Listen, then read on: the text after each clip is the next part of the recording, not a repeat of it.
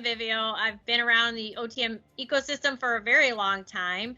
And I first met Carrie on our project at Land O'Lakes. I was the project manager, but I've had an opportunity to continue to work with her. I roped her into the OTM SIG board, so she's now a member of the SIG board, and she participates a lot with that as well. So Carrie's from the Minneapolis area where Land O'Lakes is headquartered. And Carrie, thanks again for joining and going through this. So one of the things I just want to point out is that, Carrie knows OTM really well. And it was great working with her from the beginning of the design sessions, because as this is a migration, it really helped to have her knowledge of OTM, not only understanding, what the current state was, but also what they wanted the future state to look like.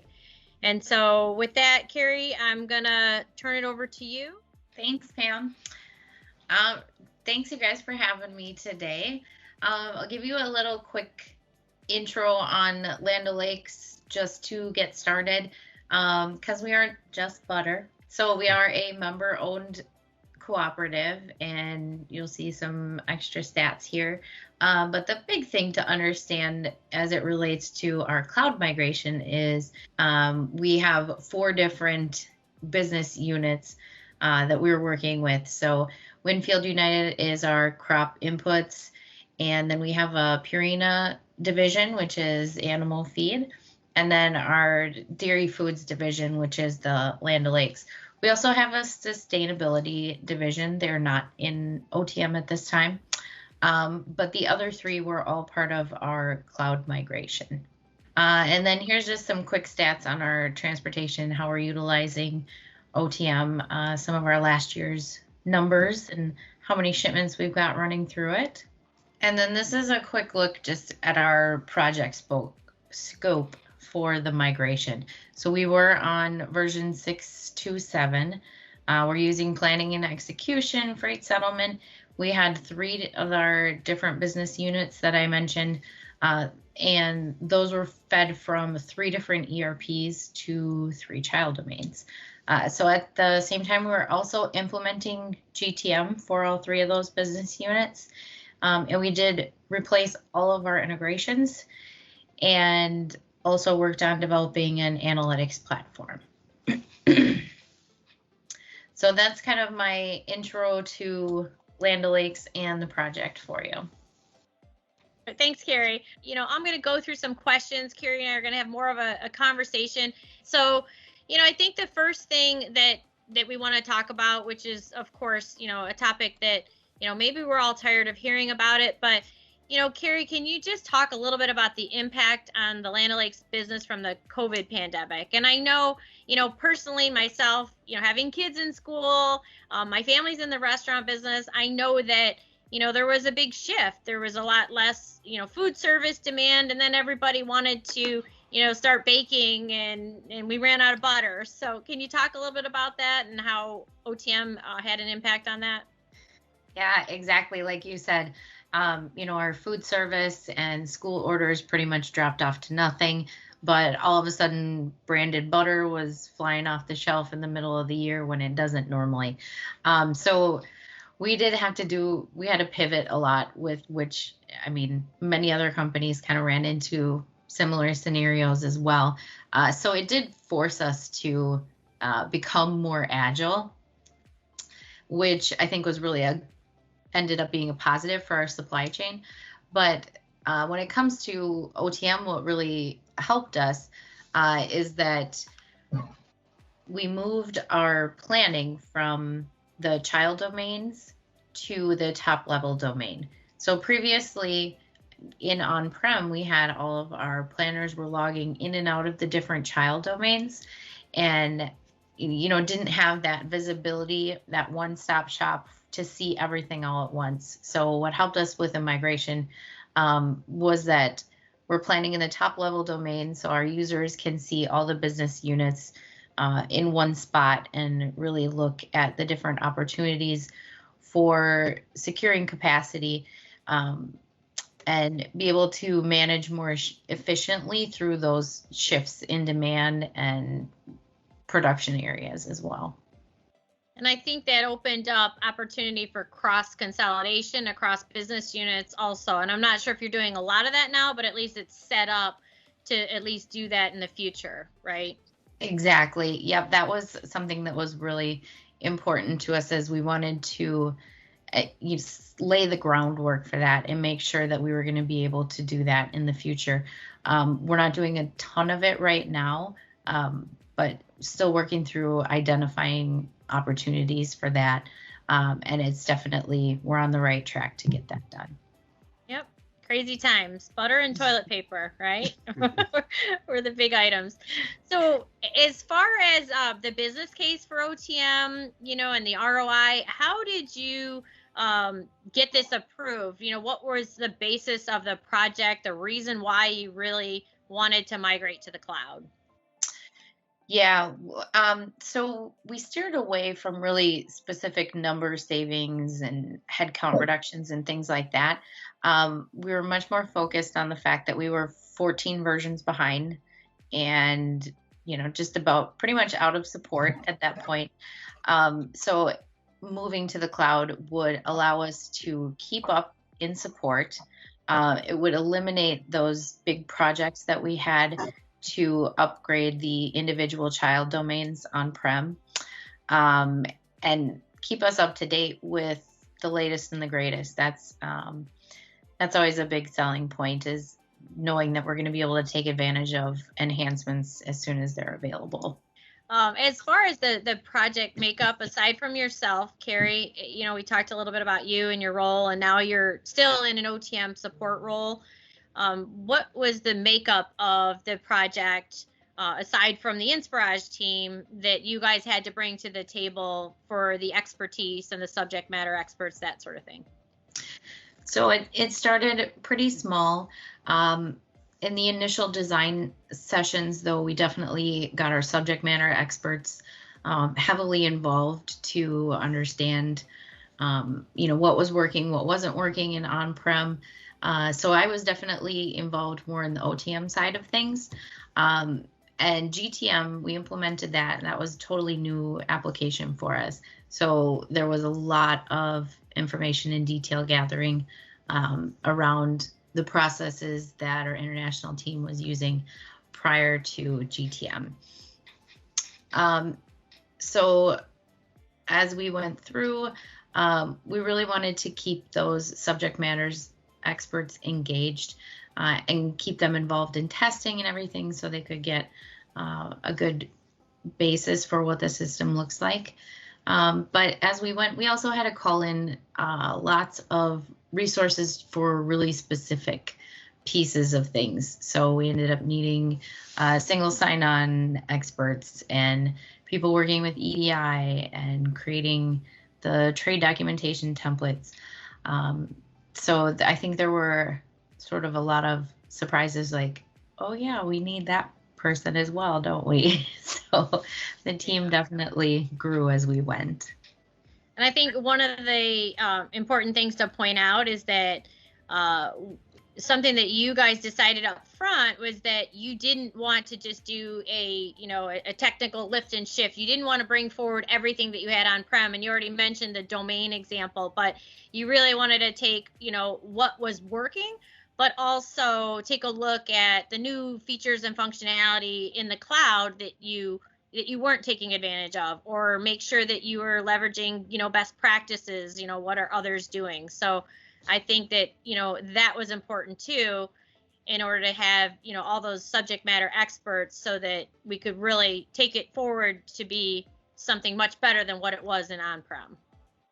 Definitely. And I think we really, with that move to the top level domain, we wanted to take as much opportunity to standardize as we could.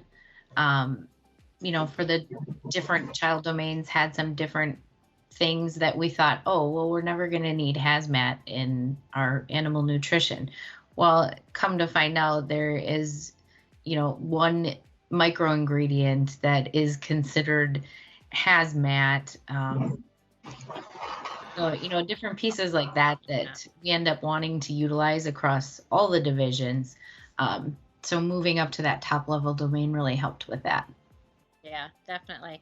And I know that helped with usability as well in particular, and the user adoption in general. So overall, how would you say that user adoption went, company wide, both for OTM and GTM? Sure. For OTM, it was definitely not as big of a hurdle as it was for GTM. The OTM navigation and usability is pretty similar, so there wasn't a big learning curve there. We had some general sessions to train users in and make sure they were set up in the cloud and everything, and to just let them know kind of things that have changed, some benefits they're going to see. But GTM had a much more structured training session and documentation, since that was all new for everybody. So the next question actually is for you as well. So how did you manage customizations moving to the cloud? I know there are some customers that have a lot of customizations, and they're concerned that, that's going to prevent them from being able to move to the cloud. But, there are obviously ways around that. You need to rework a lot of things back into agents. So can you comment on that, how it was handled at Land O'Lakes? I can a little bit. We started very early, so it's been several years that we have been kind of watching this move to the cloud and trying to look at what we have and make sure that we have an eye to moving to the cloud eventually. So a lot of those customizations we've been trying to eliminate just in the last upgrades we've done, even to on-prem. And I think the fact that we have been looking to standardize processes across our different business units has also helped with that. So we wanted to do that to, make things a little more efficient for training and usage. And like I mentioned, be able to utilize those features across all our business units. So I think just kind of having an eye on it for quite some time has helped us prepare for it. We also did a health check with Oracle and Inspirage to kind of assess where we were at, how much customization we did have, and look at what the risk and level of effort was there to remove those customizations. I had a question about performance, and did you notice any difference in performance in the cloud versus on-prem? And I think, a recent example is that, you guys took on the patch for 21A, which is doing some things, automatically that we had in agents and workflow, and now there's some redundancy, and so we're having to go back and take a look at that. I mean, that's just one, example, but can you comment on that if you've seen a major difference? Yeah, so we are having some issues with performance right now, but we're trying to really identify what the root cause there is. I wouldn't say that it's necessarily anything to do with the cloud, but just more some tweaking and streamlining we need to do in agents and queries and things of that nature. But like you mentioned, sometimes the releases, and definitely 21A in our case, is kind of forces you to unweave your web. We had configured some things to work around items and make things work a certain way, and then Oracle released the enhancements to do that automatically. So yeah, like you said, I think currently we're running into a little bit of an issue with the performance just because we have unnecessary things running now because those are automatically occurring. Right. So Carrie, I'm going to pause and take a question. And Quasi, I think this might be one that you need to take. Quasi was our technical lead on the project. So the question is, how did you get the data back for reporting purposes from the cloud? Hello, this is Quasi Rinchi.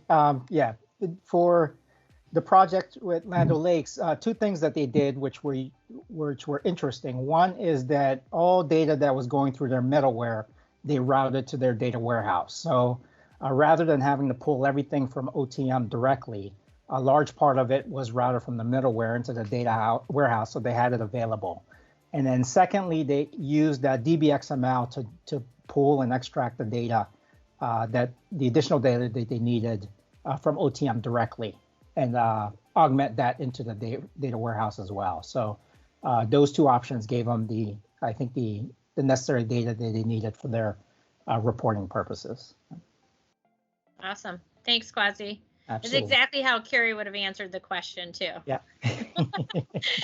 There was another question and also a comment, and the question is, does Oracle have the months determined, and do they stay that way for the same time? So I believe this is for the upgrade releases and those quarterly. The quarterly patches. You know what? I can answer this if you want, Carrie. Is that it's determined and selected at the beginning of the project when you're, moving on to the cloud.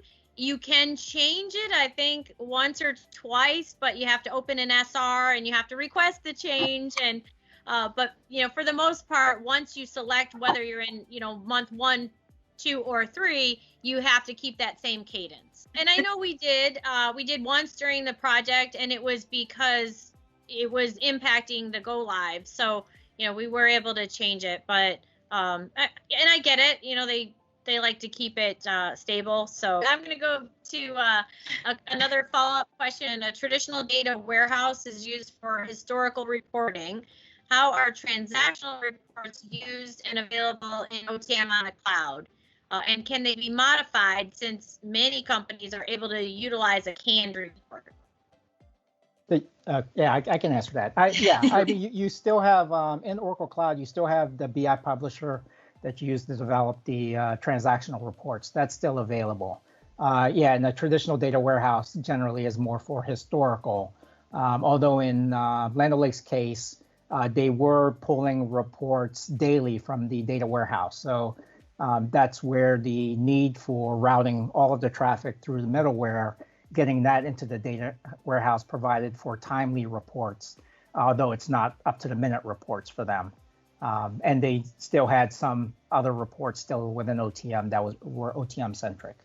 I think the one challenge with using FTI is primarily focused on OTM centric data, right? And Land O'Lakes was looking to get reporting across multiple systems, which is why they chose to leverage the data warehouse external to FTI.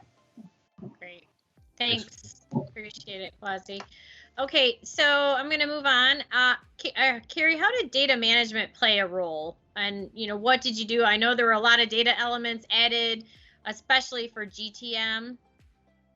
Can you comment on that? Yes, there were a lot of data elements added for GTM.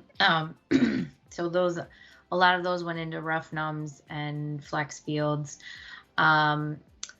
But in terms of our actual migration and go live, we used a starve the system approach. So we didn't have a whole lot of inflate transactions that we were trying to migrate. And we did preload some of the master data that we needed. But we did end up working out of the on-prem system and the cloud system for several months, and then finishing out our financials and everything from the on-prem system. So we just decommissioned that in November. Awesome. So we often say integration is the long pole in the tent. How did this impact the implementation? I know some of the integrations took a little longer than expected, but there was a reasoning behind that because, like you said, they were all kind of basically essentially redone from scratch. There definitely was an impact to our timeline in terms of the integrations. I don't think it was completely understood the impact of mapping everything to an wages standard. So those things did take a little bit longer and definitely added some time onto our timeline. But I mean, what can you do? You don't have any data until you have your integration. So. Right. So describe how important you think it is to standardize business processes. And I think you already gave an example on the domain structure. And I think that was really, to me, that was one of the biggest modifications that, helped you positively, but standardization across business units and how, that can help to actually kind of speed up the process of implementation. Having that open mind and, being willing to look to that. And I know we did some of that in freight settlement as well. Definitely. We are always looking to standardize where we can to make things more efficient, just because it helps in support. And it helps in managing those quarterly updates too. If you don't have all those little nuances of different divisions that you need to look at and test, it helps. But primarily, one of the main things I think is just when you're looking at your business processes and your integrated applications, we are using 4 kites right now for visibility. And we started with them just in our Purina division. And very quickly, our dairy foods users and our Winfield users wanted to leverage 4 kites as well. So making sure that you can implement those things across your organization rather than just a specific business unit becomes a lot easier to do that when you've got more standardization. Okay. There was one question asked, what was the total duration of the project? I'm not sure if that referenced the upgrade or the full project, but maybe you could address it from both sides.